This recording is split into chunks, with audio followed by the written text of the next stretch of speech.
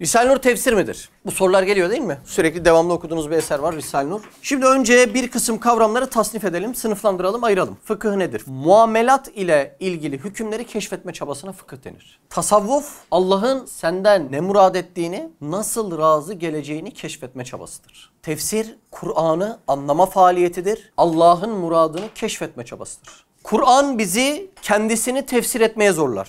Çünkü şu ana kadarki tüm insanların hayatını değiştirecek ve dönüştürebilecek denklemleri kendisinde sunar. Bu ise Kur'an'ı uygun ölçüde yorumlamayı gerekli kılar. Tabii ki lafza bağlı kalmak şartıyla. Ayetler 23 yıl içerisinde inerken o an toplumda yaşanan duruma ve toplumun ihtiyacı olan ahvale göre de indiğinden bir ayeti ele alırken o günkü toplumsal yapıyı da bilmek ve ona göre ele almak elzemdir. Kur'an'daki her bir kelime hatta harf diğeriyle kubbeli taşlar gibi bir birlik içerisinde olduğundan bir kelimeyle öteki kelimenin yerini değiştirmek veyahut diğer kelimelerin, taşların ne dediğini bilmeden o kelime ve taşın ne demek istediğini anlamak mümkün değildir. Yani Kur'an hem manen hem de lafız olarak bir mucizedir. Toplumda 23 yıl içerisinde Kur'an bir anda kitap olarak gelip buyurun bunu okuyun ve anlayın diye gelmemiş. Toplumsal yaşanan olaylar. Kimi zaman gelecekte yaşanacak olaylar. Kimi zaman geçmişteki bazı vakaları ders alabilmek için indirilmiş bir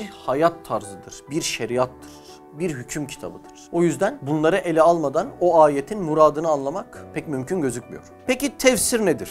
Çok çeşitli tefsirler var. Bu tefsirlerin çeşitlerini konuşmadan önce tefsirleri genel yapı olarak ikiye ayırmamız lazım. Mana karşılığı veren tefsirler var. Bir de hakikat karşılığı veren tefsirler var. Ana hatlarıyla böyle ikiye ayıracağız. Mana karşılığı ne demek? Yani o lafızda ne geçmiş? Bunu barındıran ifadeler ve kelimeleri açıklayan tefsire mana tefsiri deniyor.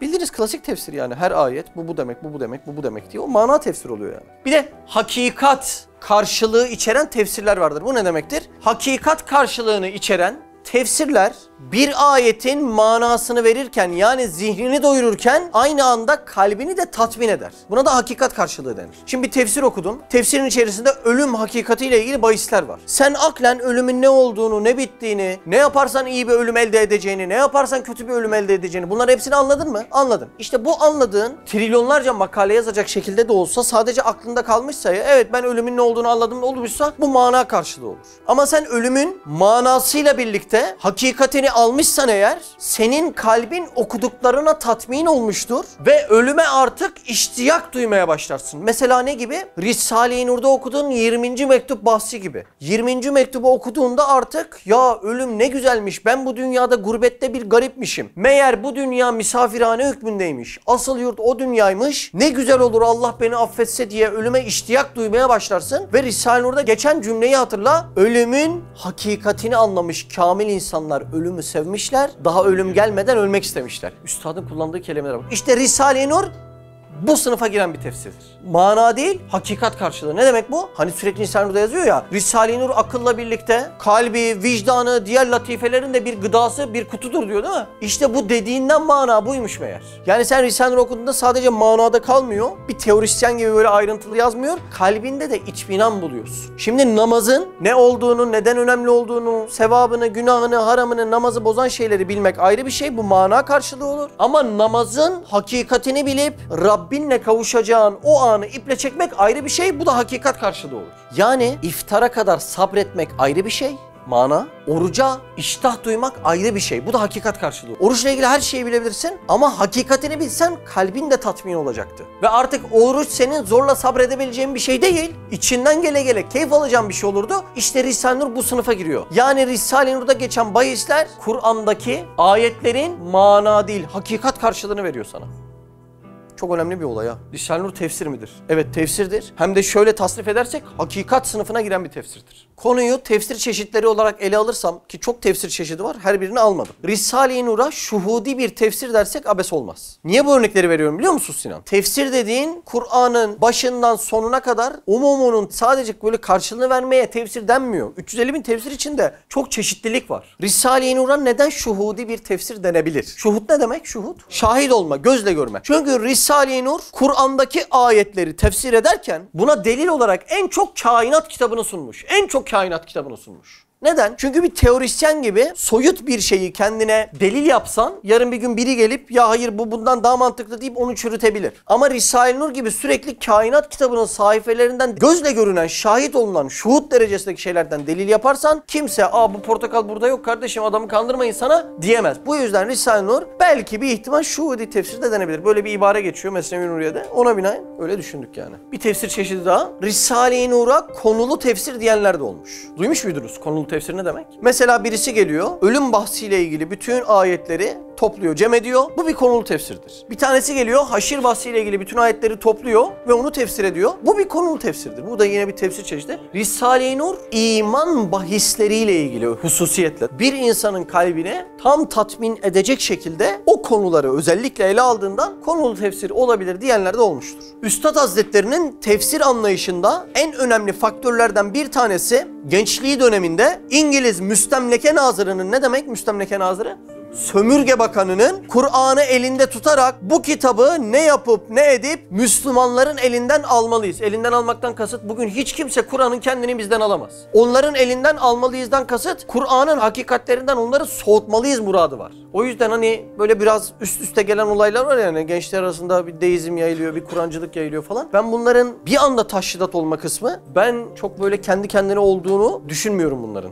Kendi adıma. Hatta bana sorarsanız binler cinayetten daha büyük bir cinayet gibi geliyorsun. İşte o Müstemleke Nazırı, İngiliz Sömürgeler Bakanı bunu murat etmiş. Bu kitabı ne yapıp edip Müslümanların elinden almalıyız veya Kur'an'a karşı soğutmalıyız demesine karşı ben Kur'an'ın sönmez ve söndürülemez bir nur olduğunu bütün dünyaya ispatlayacağım diyor. Üstad Hazretleri'nin tefsir anlayışının en başında bu gelir. Risale-i Nur iman hakikatleri üzerine kurulu bir tefsirdir. Hani konulu dedik ya, özellikle de konunun en temel alanı burası. Nasıl abdest alacağının mezhepler arasındaki farkı bu eserde yoktur. Ama kalp kanı pompalarsa diğer uzuvların da iyi iş görebileceği gibi iman sağlam anlaşılırsa diğer tüm ibadetlerin özü olan ihlasa da zarar gelmemiş olur.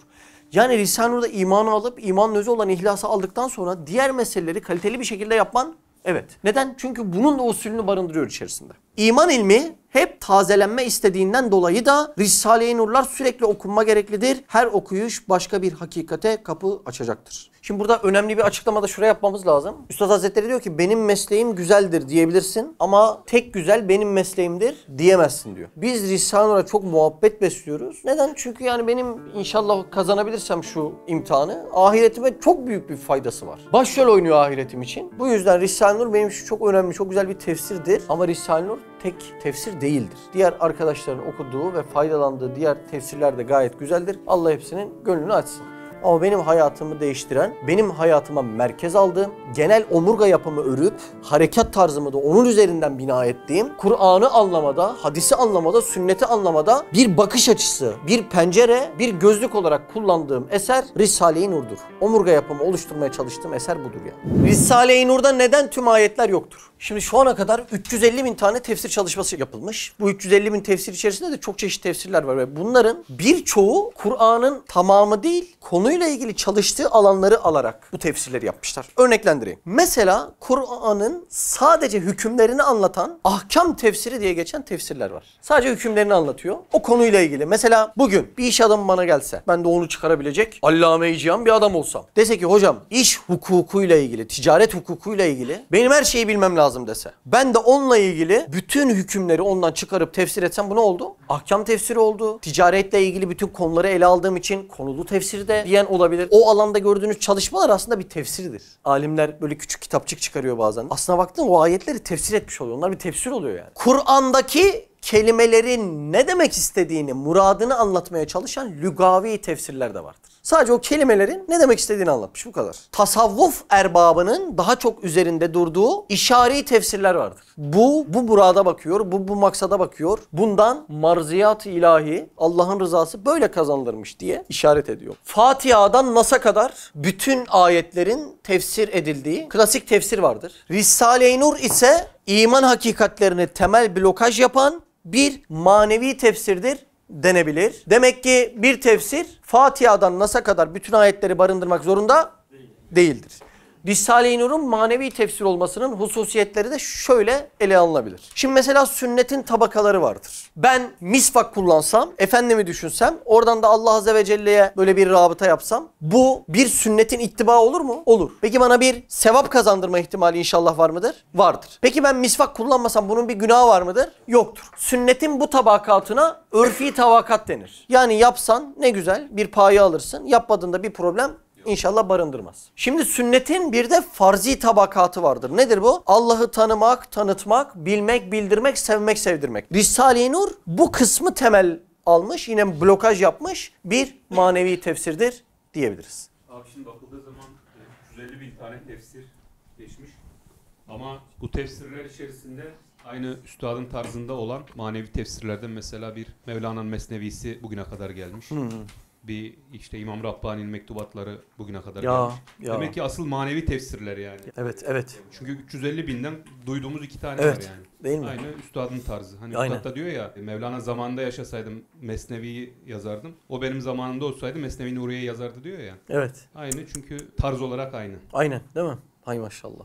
Sormuşlar, demişler ki Risale-i Nur'da neden siyer yok? Mesela ilkokulda herkes toplamaya, lise oluyor. Şimdi biz türev integral perişan oluyoruz. Bir dilciler öyle oluyor mu? Bilmiyorum, bizim zamanımızda olmuyordu. Şimdi ne haldeler bilmiyorum. Ya da üniversiteye giriyorsun mesela. Orada her giren her dersi mi alıyor? Hayır, adam bir alanın uzmanı, profesörü oluyor yani. Bu bir kemal göstergesi, olgunlaşma göstergesi aslında. Demek birisi siyeri daha ciddi manada ele almışken birisi iman hakikatleri meselesini daha ciddi manada ele. İslami ilimler branşlara ayrılmıştır. Tefsir, hadis, kelam, siyer, belagat, fıkıh gibi ilahir. Bir alemin tüm ilim dallarını eserlerinde toplaması ve tafsilatlı ortaya koyması mümkün değildir. Mesela İmam Buhari hadis, İmam Taftasani kelam, İmam Azam fıkıh dallarında asırların üstadı olmuşlardır. Bediüzzaman ise bu zamanda iman esaslarının konu edindiği ilmi kelam sahasına nazarını teksif etmiştir. Bu zamanda dinsiz felsefe insanların imanını tehlikeye attığından bu tehlikeye karşı iman esaslarının müdafası ihtiyaçtır ve Said Nursi Hazretleri tüm mesaisini bu alana yoğunlaştırmıştır. Düşsene, imanı bilmiyorsun ama diğer meselelerde, siyerde, fıkıhta hepsinde süpersin ama iman yok.